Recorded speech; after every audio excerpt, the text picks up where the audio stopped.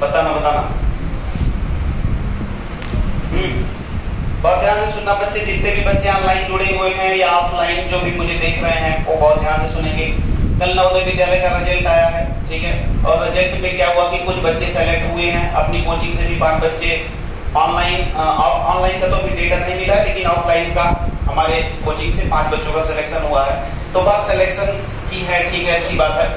उन बच्चों को मैं बताना चाहूंगा जिनका सिलेक्शन नहीं हुआ है, ठीक है, बिल्कुल आप लोग टेंशन ना लीजिए, क्योंकि सिलेक्शन होना या ना होना ये एक आपको एक छोटा सा ना एक स्कूल मिल रहा है, ठीक है, उस स्कूल में जाके अभी आपको क्या करना है, 6 से 12 तक पढ़ाई करना है। ऐसा नहीं है कि अगर आप सिलेक्टेड हैं तो बिल्कुल लाइफ सेट है, ठीक है। बस एक अच्छा सा स्कूल आपको ऑफर हुआ है अभी कि 6 से 12 तक आपको वहां पढ़ने का मौका मिलेगा, ठीक है। नवोदय विद्यालय की तैयारी करने वाला बच्चा कभी भी, मैं बताता हूँ, कभी भी वो फेल नहीं करता। अब आप खुद सोचिए, ये एक क्वेश्चन है जिसमें लंबाई दी गई है, चौड़ाई, इन दोनों का रेशियो दिया गया है और रेशियो के साथ साथ यहाँ पे एरिया दिया गया है, ठीक है। अब आपको क्या लगता है कि ये कक्षा 5 का क्वेश्चन है, क्या इस लेवल की क्वेश्चन कक्षा 5 की एनसीईआरटी में भी है? नहीं है, या कक्षा 5 का बच्चा इस लेवल पे मेहनत नहीं कर पाता।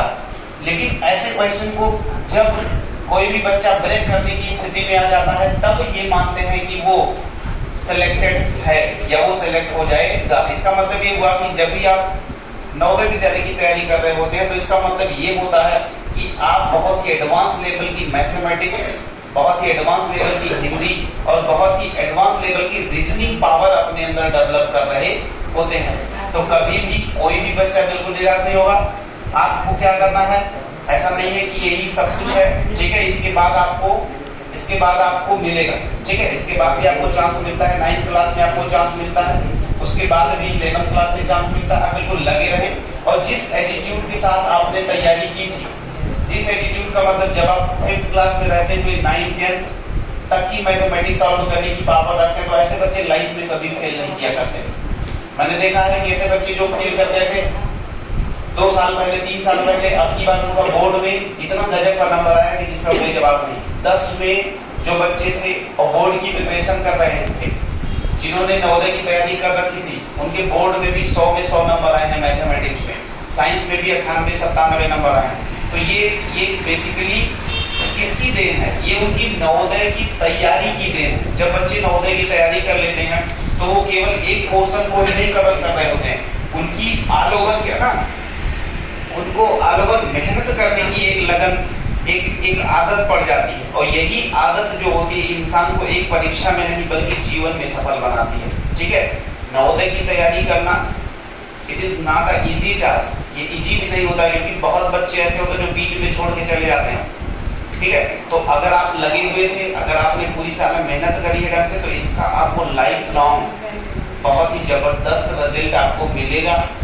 आज मान लीजिए कि आपने फेल कर गए, है ना, आप फेल कर गए हैं, लेकिन लाइफ में जब आप एग्जाम में बैठिएगा, 10th में बैठिएगा, उसके बाद जब आप एग्जाम में बैठिएगा, वनडे एग्जाम में बैठिएगा, तब आप एक अटेम्प्ट में ही सारी चीजें क्लियर कर लोगे। ऐसा इसलिए होगा क्योंकि आप पहले से ही उन सारी चीजों की बिल्कुल बेसिक न्यू आपने तैयार कर डाली है, ठीक है। जैसे आजकल अगर कोई भी बंदा जाता है तैयारी करने, यूपीपी की तैयारी करने जाता है, या सी ग्रुप डी ग्रुप की तैयारी करने जाता है, फिर बी ग्रुप, या आजकल सी सैट, आप पीसीएस आईएएस या पीसीएस की तैयारी करते हैं तो उसमें सी सैट वाला जो पोर्शन आता है उसमें भी अब इस तरह के सवाल आने लगे हैं जो नवोदय के बच्चे कर रहे होते हैं।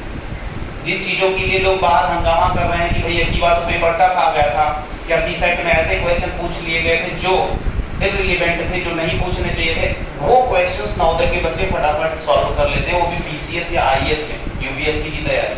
तो आप सोच सकते हैं कि बच्चों का लेवल क्या हो जाता है जब वो तैयारी कर रहे होते हैं। तो बिल्कुल आपको टेंशन नहीं लेना है, मूव अहेड, है ना, बिल्कुल आप आगे बढ़िए और जबरदस्त, बस ये जो तैयारी का आप